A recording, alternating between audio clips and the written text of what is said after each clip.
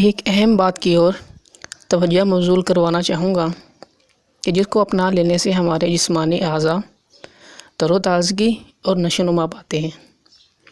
ہماری زندگی کے وہ ایام جن میں ہم خوش رہتے ہیں یا کسی پریشانی کے بوجھ تلے دبے نہیں ہوتے یا پھر کسی مقصد و مقابلہ کی طرف اپنی ذہنی توانائی خرچ کرتے ہیں، تو اس سے ہمارے دماغی و جسمانی قوا نہ صرف بڑھتے ہیں بلکہ مضبوط و مستحکم بھی ہوتے ہیں۔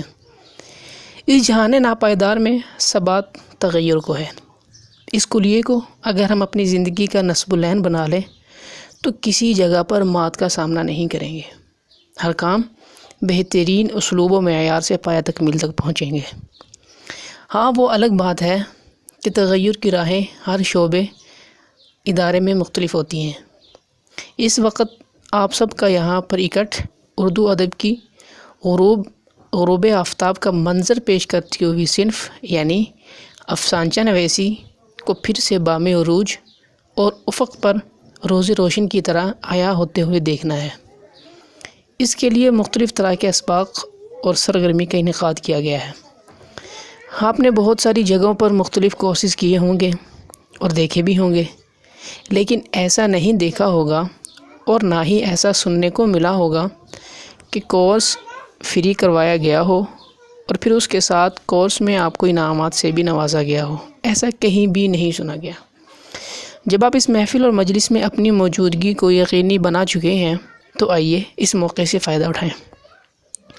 کورس کا مقصد چونکہ افسانچہ نویسی کی حقیقی روح سے متعارف ہونا ہے، تو اسی مقصد کے پیش نظر آپ کو ایک کتاب بصورت PDF مہیا کی جا رہی ہے۔ آپ نے اس کتاب کو پڑھنا ہے۔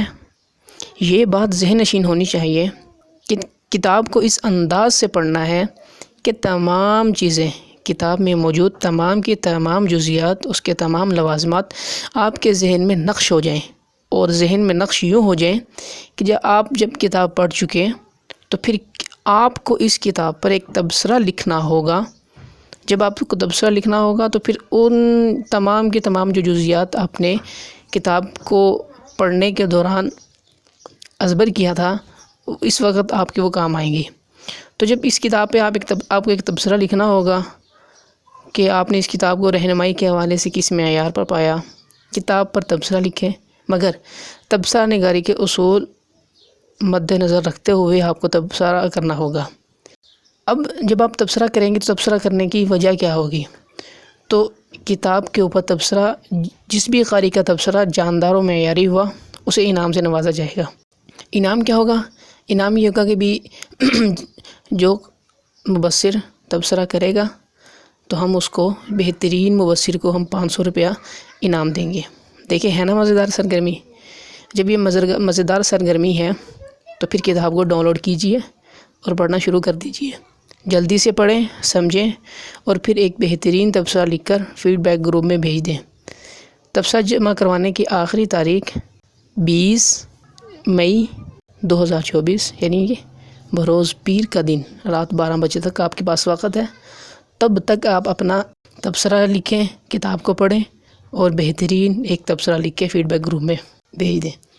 آخر میں یہ کہنا چاہوں گا کہ اس سرگرمی سے آپ کے دل میں کچھ کرنے کا جذبہ اور کچھ کر دکھانے کی لگن کو پنپنا چاہیے، اور اسی مقصد اور اپنی ترقی کا ذریعہ سمجھ لینا چاہیے۔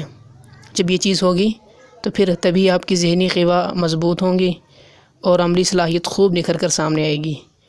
یہی میری پہلی بات تھی اور یہی میری آخری بات ہے۔ جیسے شاعر کہتا ہے، شاید کہ اتر جائے تیرے دل میں میری بات۔